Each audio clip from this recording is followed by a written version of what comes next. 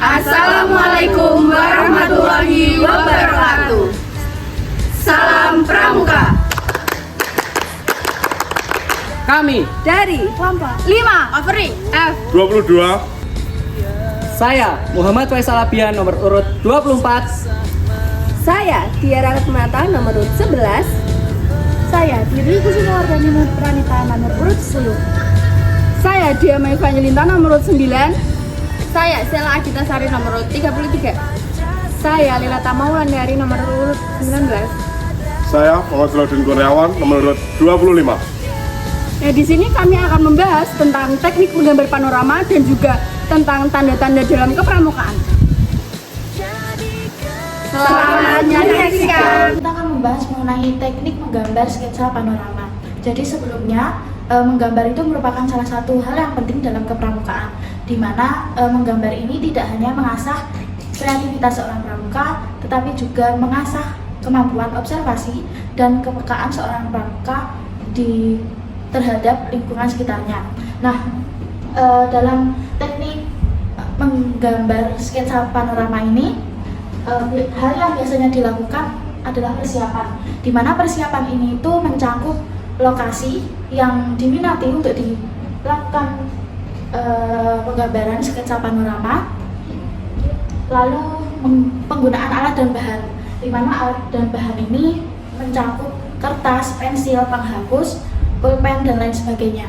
Lalu selanjutnya ada penentuan sudut pandang, di mana penentuan sudut pandang ini itu dilakukan dengan cara menggunakan alat pembidik, di mana alat pembidik ini itu dibentuk bisa dari kardus ataupun dari karton, membentuk persegi panjang dan mempunyai dua garis yang berseberangan. Selanjutnya di mana alat pembidik ini itu untuk menentukan sudut pandang yang pas dari lokasi yang akan digambar tersebut. Nah, selanjutnya ketika sudut pandang sudah ditemukan, nah seorang pramuka itu bisa menentukan arah dari lokasi yang akan digambar, yaitu dengan mencantumkan lokasi yang ada di sini. Nah, selanjutnya setelah menentukan sudut pandang lalu menentukan arah lokasi, seorang pramuka itu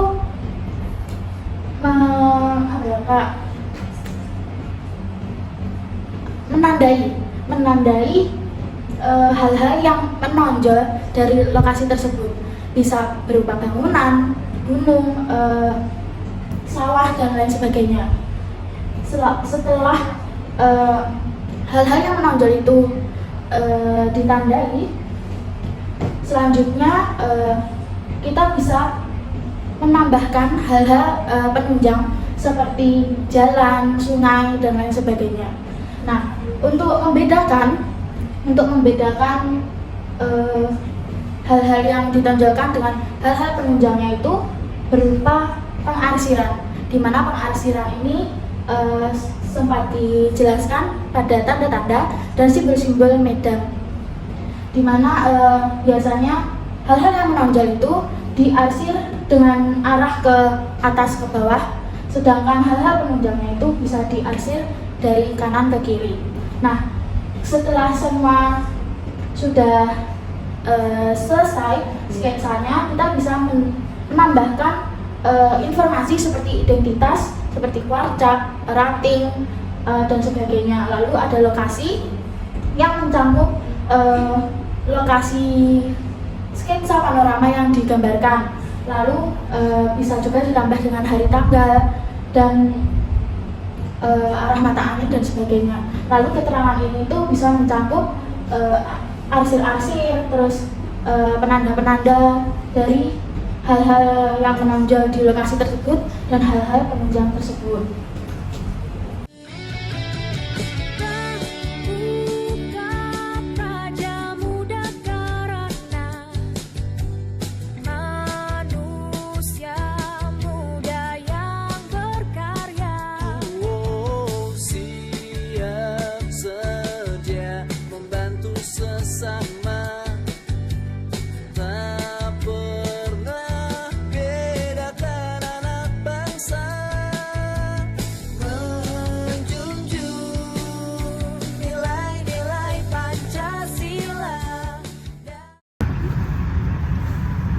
Nah, di sini kita sudah membuat laporan sketsa panorama.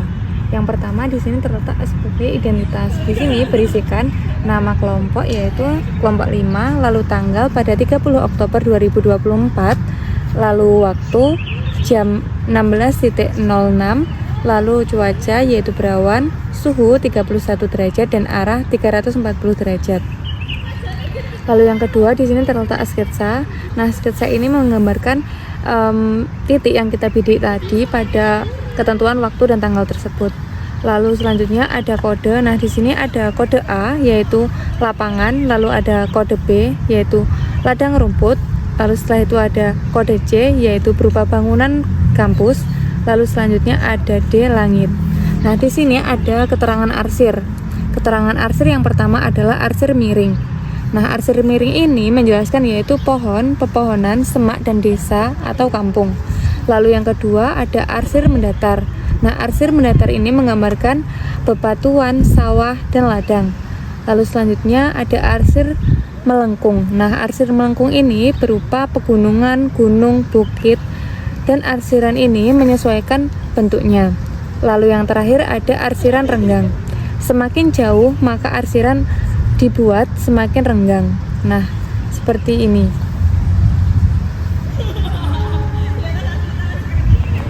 Baik, di sini saya akan menjelaskan materi selanjutnya terkait tanda medan di dalam pramuka. Nah, sebelum kita mempelajari tanda-tanda ini, sebaiknya kita mempelajari terlebih dahulu apa itu tanda medan. Nah, tanda medan itu adalah suatu simbol atau gambar-gambar yang melambangkan sebuah situasi medan dalam sebuah peta. Nah, tanda medan ini itu biasanya digunakan dalam sebuah mapping atau pemetaan dalam kegiatan-kegiatan kepramukaan. Seperti biasanya digunakan pada peta perjalanan atau peta sebagai petunjuk arah kanan dan juga kirinya. Nah, tanda medan ini juga biasanya merujuk terhadap keadaan geografis di alam-alam sekitar ataupun di sekitar-sekitar tempat perkemahan yang sedang ditempati.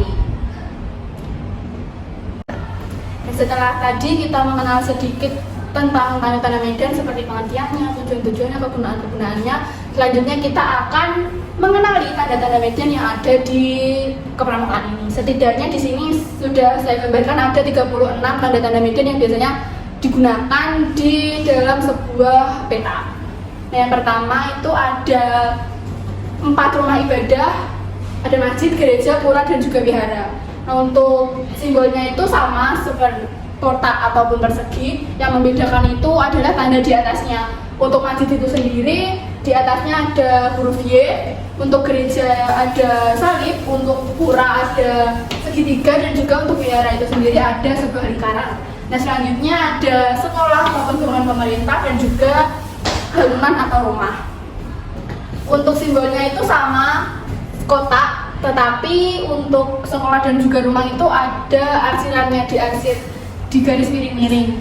Nah, untuk sekolahnya ada tambahan simbol di atas ini seperti bendera segitiga kecil. Untuk bangunan rumahnya tidak ada tambahan apa-apa, jadi hanya kotak yang diarsir miring-miring.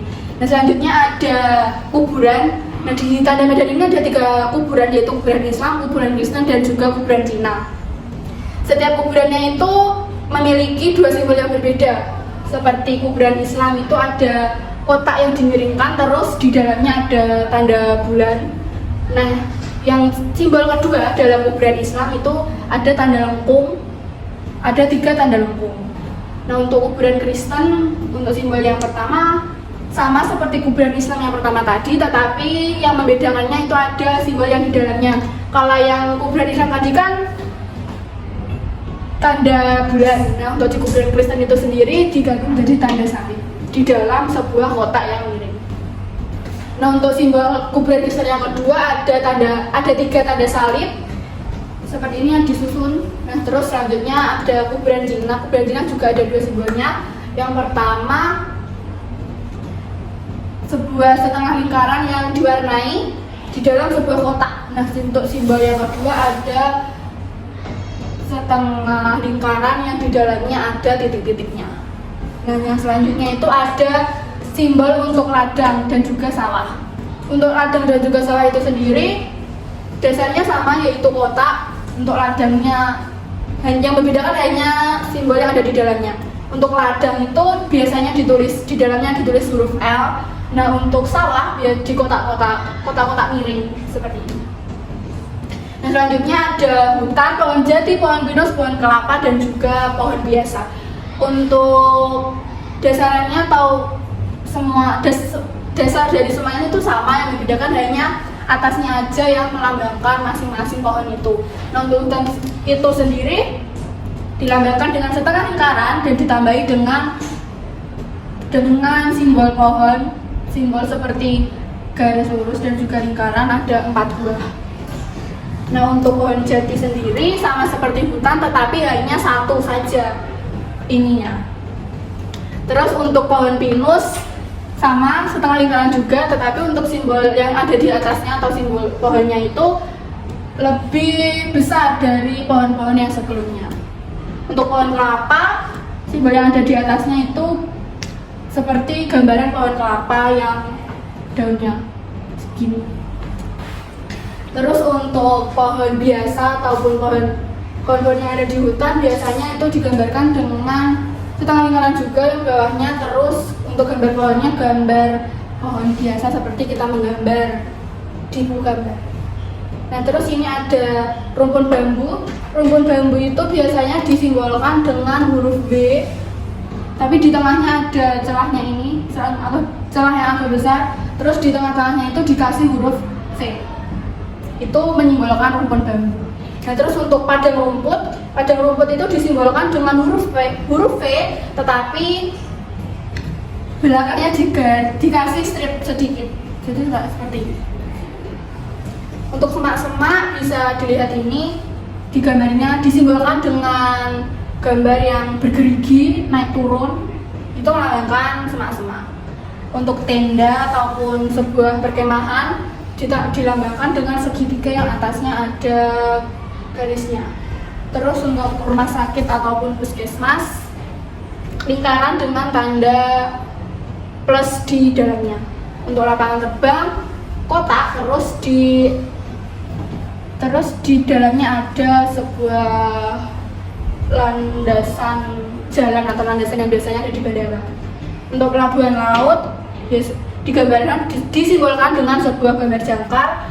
Untuk terminal bus dan juga stasiun kereta api itu sama, kotak yang diarsir dengan 2 garis di atasnya. Namun untuk stasiun kereta itu yang 2 garis di atasnya digambar seperti rel. Itu yang membedakan simbol antara terminal bus dan juga stasiun kereta api.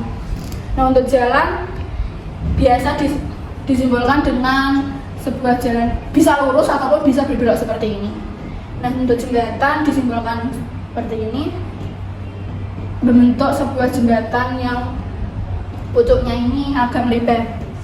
Terus rel ataupun jalan kereta api disimbolkan seperti aslinya, yaitu 2 garis dan juga di garis tengahnya. Untuk tanda alam atau tanda medan sungai itu sendiri bisa digambarkan atau disimbolkan dengan 2 gambar yang berbeda. Nah, untuk gambar yang pertama itu biasanya digunakan untuk menggambarkan sungai kecil yang ada di sekitar rumah-rumah warga. Gambarnya seperti ini. Nah, untuk simbol yang kedua itu biasanya digambarkan untuk sungai yang lebih besar dari sungai-sungai kecil yang ada di sekitar rumahnya warga.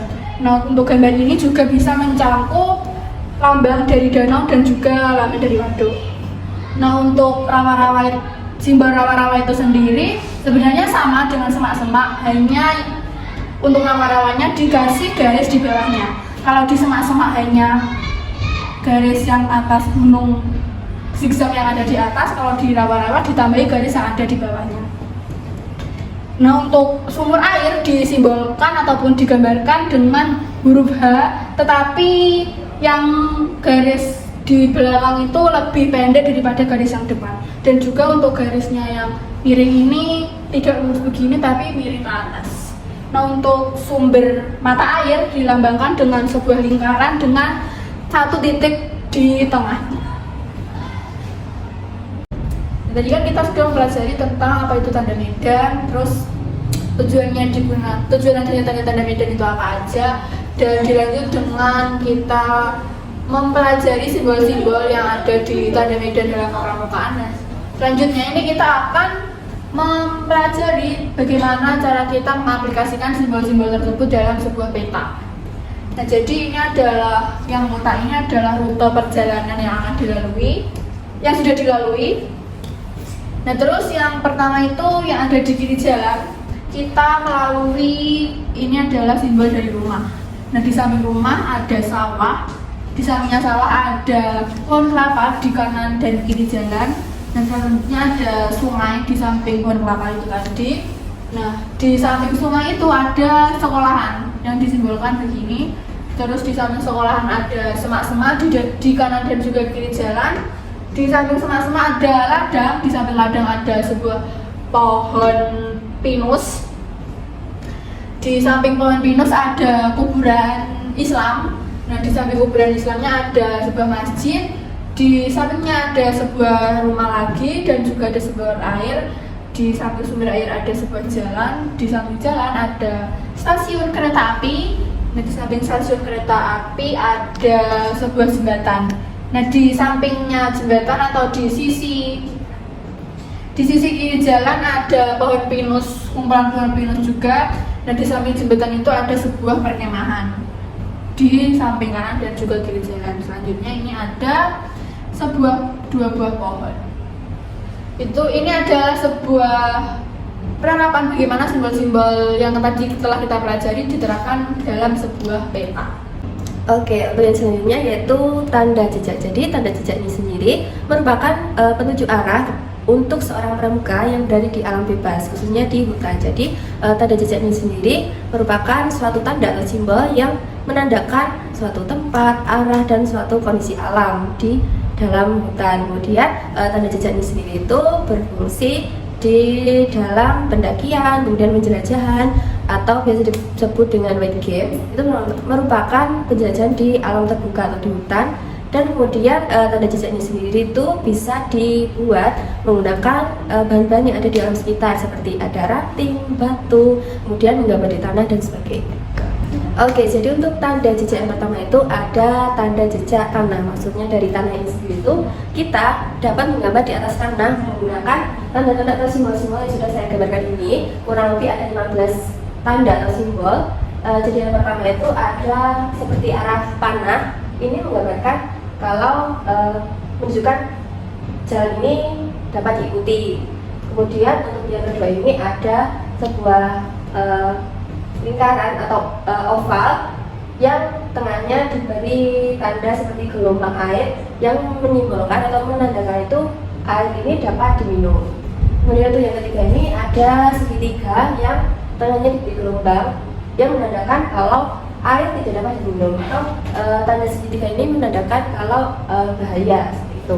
Kemudian yang keempat ini ada lingkaran yang tengahnya juga diberi lingkaran yang menandakan bahwa saya telah kembali, menandakan kalau mungkin seseorang itu telah melewati jalan tersebut dan sudah kembali lagi. Kemudian untuk yang kelima ini tanda segitiga yang menandakan adanya bahaya, mungkin ada hewan buas dan sebagainya. Kemudian untuk selanjutnya ada 3 garis yang sejajar, kemudian tengahnya diberi lengkungan. Ini menandakan bahwa sungai tersebut itu dangkal dan dapat kita lewati.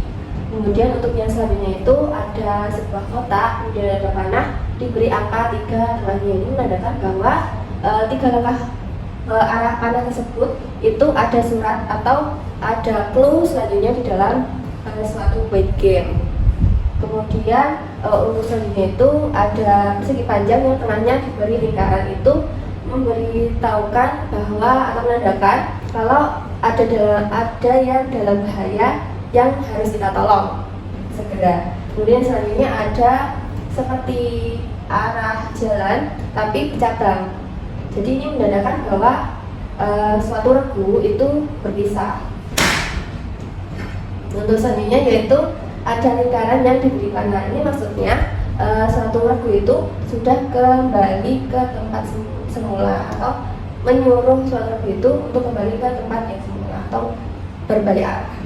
Kemudian selanjutnya ada tanda silang atau X, ini menandakan kalau jangan melalui jalan tersebut karena mungkin jalannya buntu dan sebagainya. Kemudian selanjutnya ada persegi panjang yang dalamnya juga terdapat persegi panjang. Ini menandakan adanya tungku atau alat masak yang dapat digunakan untuk memasak dari regu-regu yang selanjutnya yang menemukan tanda tersebut. Kemudian ada tanda tanda segitiga, tandanya diberi segitiga yang kemudian diberi arah. Ini maksudnya tanda untuk menuju kembali ke perkemahan. Kemudian untuk yang selanjutnya itu ada tanda seperti ini, garis kemudian dipanah kanan kiri, itu menandakan bahwa harus kembali. Untuk yang terakhir yaitu ada tanda panah yang diberi 2 garis sejajar yang menandakan bahwa kita jika melewati jalan tersebut akan melalui rintangan yang ada atau yang disediakan pada jalan tersebut. Baik, selanjutnya tanda jejak rumput. Tanda jejak ini dibuat dengan cara menginjak rumput sesuai dengan pola yang telah ditentukan. Baik, yang pertama, jika ada 1 ikatan rumput, itu menandakan jalan terus. Kemudian, jika ada 3 ikat rumput, itu menandakan ada bahaya di sekitar jalan tersebut. Selanjutnya, jika ada 1 ikatan rumput yang dibengkokkan ke kanan, itu menandakan untuk jalan ke kanan. Selanjutnya, saat ada 1 ikatan rumput yang dibengkokkan ke kiri, itu menandakan jalan ke kiri. Selanjutnya ada tanda jejak batu. Jadi tanda jejak batu ini dibuat dengan menumpuk batu atau mencoret batu dengan simbol tertentu. Jadi tanda batu ini kadang dibuat pada tempat yang tidak lazim untuk memudahkan para penjelajah mengetahui makna simbol tersebut. Untuk contohnya, yang pertama ada 2 batu yang ditumpuk, lalu ada 1 batu di sebelah kiri, berarti jalan ke kiri. Selanjutnya ada 2 batu yang ditumpuk, ada batu di sebelah kanan, berarti jalan ke kanan. Terus 2 batu yang ditumpuk berarti lurus ke depan. Selanjutnya ada batu yang disusun berbentuk panah, berarti jalan ke arah yang ditunjuk batu di ujung. Selanjutnya ada bila kita bertemu perempatan jalan yang ada batu di tengahnya, berarti jalan ke arah batu yang tidak ada batunya. Terus jika kita di jalan ketemu batu yang berjejer, itu bermakna jangan ikuti jalan ini. Selanjutnya ada 10 batu yang disusun menjadi bentuk segitiga, berarti ada bahaya. Yang terakhir ada 3 batu yang ditumpuk, berarti jalan ke kanan. Baik, selanjutnya tanda jejak ranting. Tanda jejak ini terbentuk dari penyusunan ranting-ranting dalam bentuk tertentu. Baik, yang pertama itu penunjukan jalan ke kanan. Untuk menunjukkan arah jalan ke kanan dan kiri itu ada 2, yaitu yang pertama itu ranting beserta dahan dan juga dedaunannya, dan yang kedua hanya rantingnya saja, dan juga sebaliknya yaitu menunjukkan jalan ke kiri. Lalu selanjutnya ada jalan terus, terdapat ranting yang hanya tegak lurus. Selanjutnya terdapat ranting yang di tengah-tengahnya ada diberikan ranting di antara 2 cabang ranting. Itu menandakan sebentar lagi ada perjalanan 1 km menuju lokasi yang dituju. Lalu selanjutnya terdapat 3 ranting yang disejajarkan, yaitu menandakan terdapat adanya bahaya di sekitar lingkungan tersebut.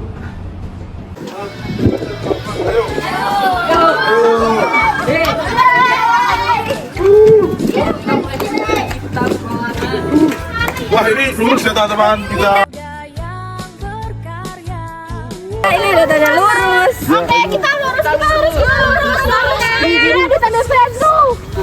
Lurus, jangan belok. Lurus. Ini ada tanda batu. Ini masih lurus lagi. Ini masih lurus. Oke. Lurus.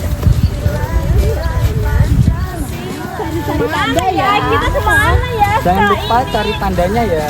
Kiri ke kanan. Ini tandanya ke kanan. Iya. Oh, Nanti kita ke kanan.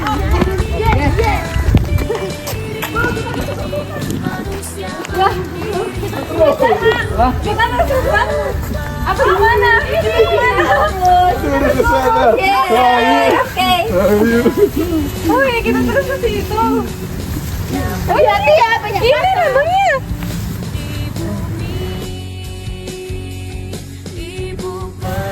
Ya kita terus. Wah, ada lagi. Kita harus masuk ke kiri. Oh, sana. Oke. belok kiri. Oh, belok kiri. Belok kiri. Biar kita nggak tersesat. Kemana ya? Kemana ya? Oh berarti kurang 1 kilo. Kita kurang 1 kilo lagi. Sampai kita finish. Sana. Kita finish, oke? Oke, yeay.